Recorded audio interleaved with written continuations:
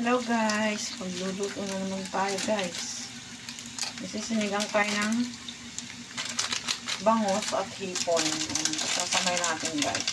Lalamay ko na to. Hindi ko na siya ginisa guys. Para maiba naman. Puro gisa, puro gisa.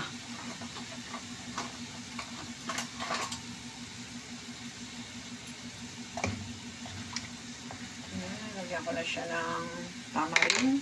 Original tamarin po ang ginamit ko dyan. Nalagyan na lang tayo ng patis. Ating papakuluin lang po yan. Tansya-tansya lang po. Lutuan tayo na itong pinag-anuhan ng ano ay niluluto ko pangkain ng aking mga aso.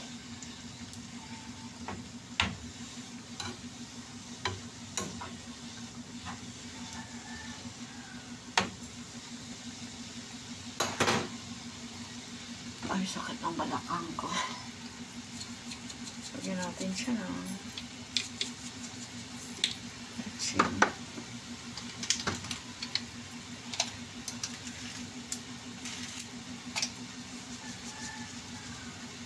Lagyan siya natin ng asin. Ay, bakit pinatay? Kaloka. Pinatay ko. Ito pala ang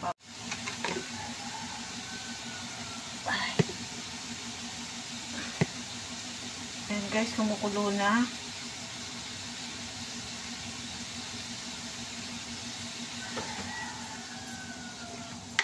Ating ihuhulog na ang ating bangus. Ito pong bangus ay tinanggalan ko na po ng tinik. Para hindi na siya matitinik. Meron pa din yan pero hindi na siya ganun katinik.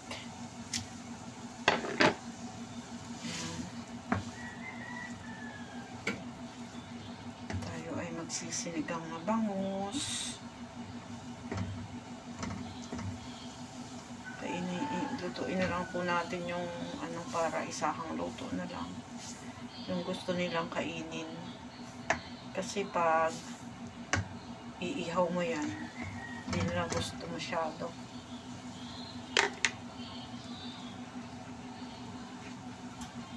Ay, bakit ang sakit ng balakang ko? Grabe.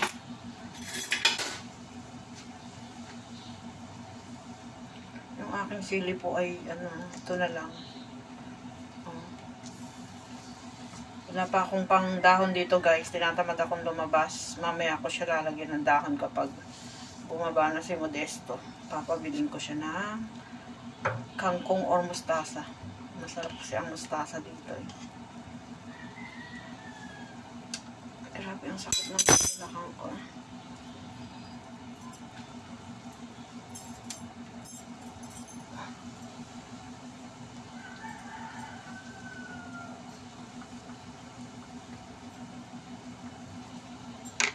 Ako nailaglay na dahon. Ayoko naman po ng malunggay sa mga sinigang. Kasi parang hindi siya bagay pag sinigang at tapos malunggay. Pwede pagkang pechay.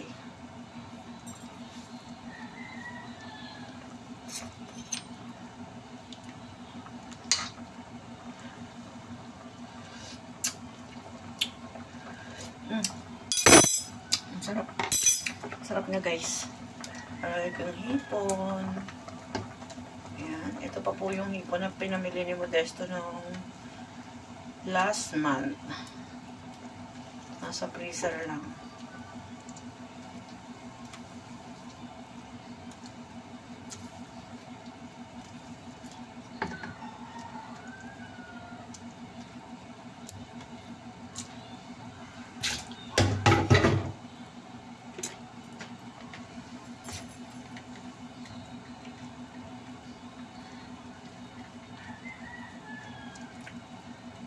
Hindi ko po alam kung anong dahon ang ilalagay ko dito. Kung anong mabibili, kung anong available sa tindahan. Wala na kaming bukas pa mamalengke si Modesto guys. Pangit naman pag walang dahon. Natamad po akong lumabas. Masakit yung balakang ko eh. Magpaligo ako kahapon ng mga aso na pwersa yata ng ang tagal ko doon nakaupo. Sakit.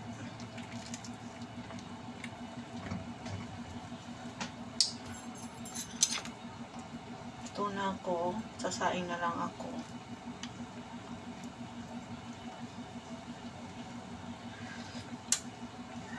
Sarap nung sabaw guys. Wala na yung dahon ng leek onion ko eh. Ubus na. Ayan, hipon. Hipon at bangus to guys. Ayan. Ay, parang narusak na oh. Ayan. Yung bangus po kasi ay tinanggalan ko ng ano kaya nagkaganyan. Tinanggalan ko siya ng tinik. Para maging boneless na siya.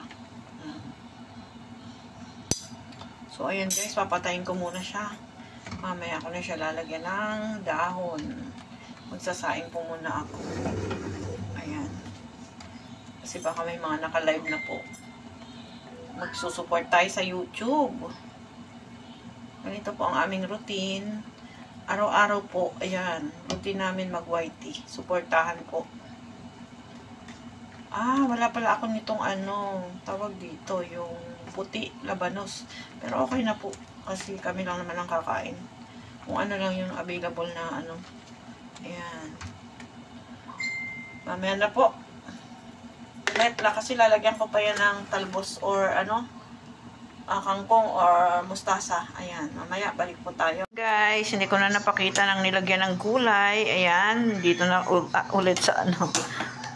Ayan, nilagyan po ni Modesto ng mustasa. Yung aming ulam. Ayan. Thank you for watching.